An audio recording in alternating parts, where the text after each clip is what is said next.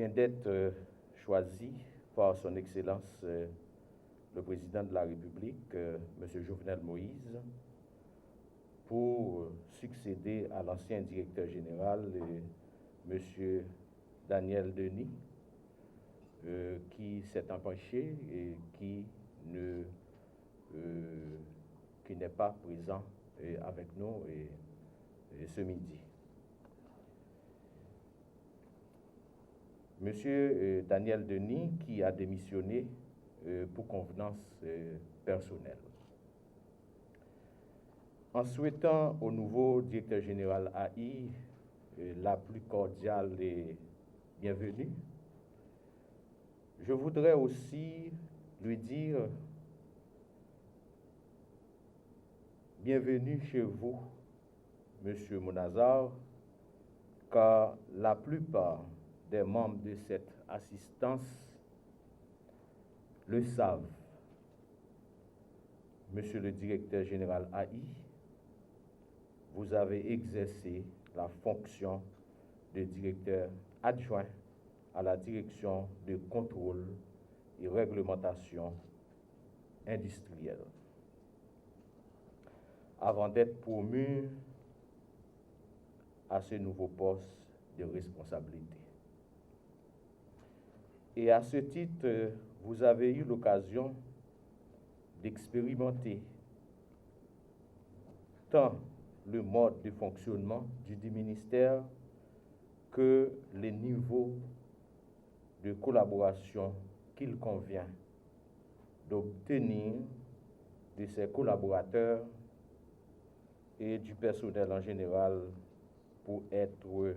efficace et efficient dans les réalisations à entreprendre pour tout responsable au sein de tout type d'administration. Monsieur le directeur général AI, n'étant donc pas un nouveau venu au MCI, l'expérience que vous avez acquise pendant les années que vous y avez accompli au service de l'État va probablement être votre premier guide personnel et saura dicter la conduite que vous devez adopter pour accomplir la noble mission qui vous a été confiée par son Excellence le Président de la République et pour définir la posture la plus appropriée qui vous permettra de répondre au mieux aux responsabilités qui vous incombent dans cette nouvelle fonction.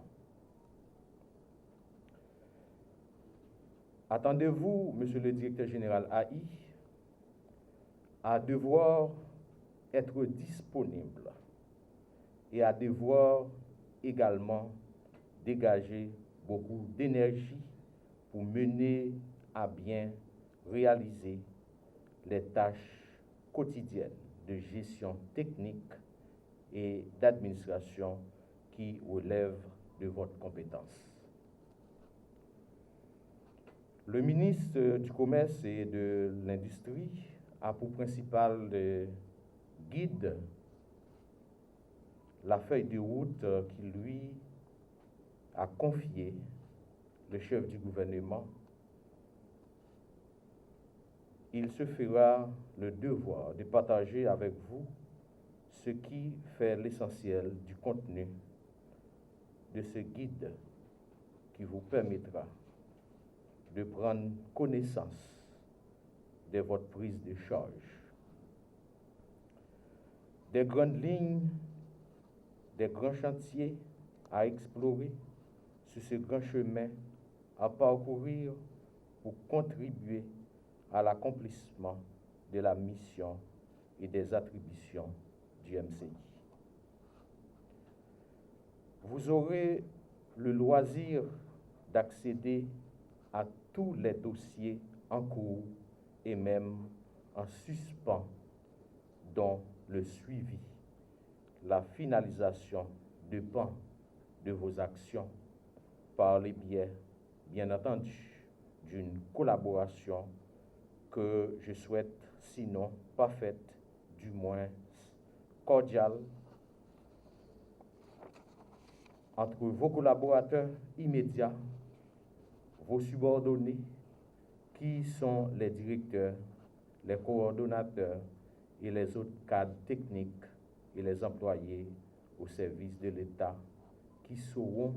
assumer avec vous et à vos côtés la lourde responsabilité de faire fonctionner, sous la direction de son actuel titulaire, ce grand ministère dont le rôle est primordial pour le développement économique et social de notre pays. Je terminerai mes propos en joignant ma voix à celle de tous les membres du personnel du MCI pour vous souhaiter du courage, un des gages de succès dans vos actions à venir au service de l'État et pour le bien du ministère du Commerce et de l'Industrie. Je reçois cette mission avec l'humilité et le courage qui me caractérisent, mais aussi avec le sentiment du devoir d'apporter ma contribution à cette infrastructure et à l'édification de piliers commerciaux pour le bien de mes frères haïtiens depuis tantôt 8 ans au niveau du MCI.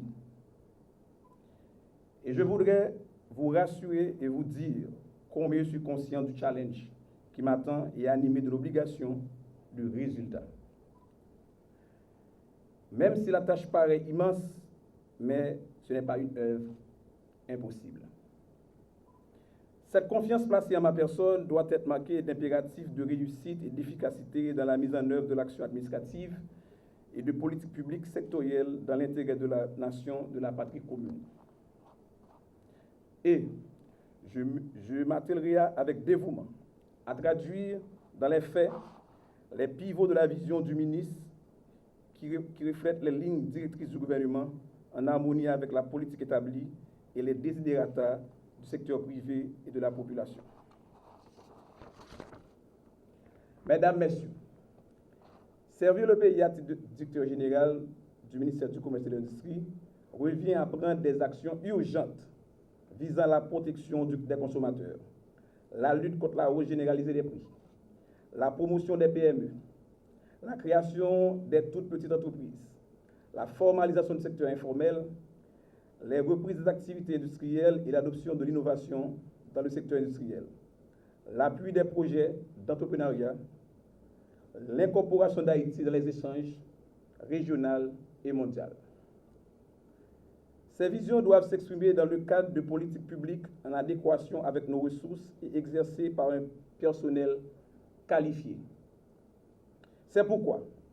je m'emploierai chaque jour à tenir les engagements destinés à faire de la gouvernance du ministère un instrument de rupture et de transition devant aboutir à la mise en place de réformes que nous souhaitons ardemment. Je m'engage à ce que les objectifs du ministère deviennent plus que des vœux d'accomplissement d'un travail répondant aux problèmes de la population, mais également à des obligations. Obligation à la création de la valeur ajoutée et distribuée.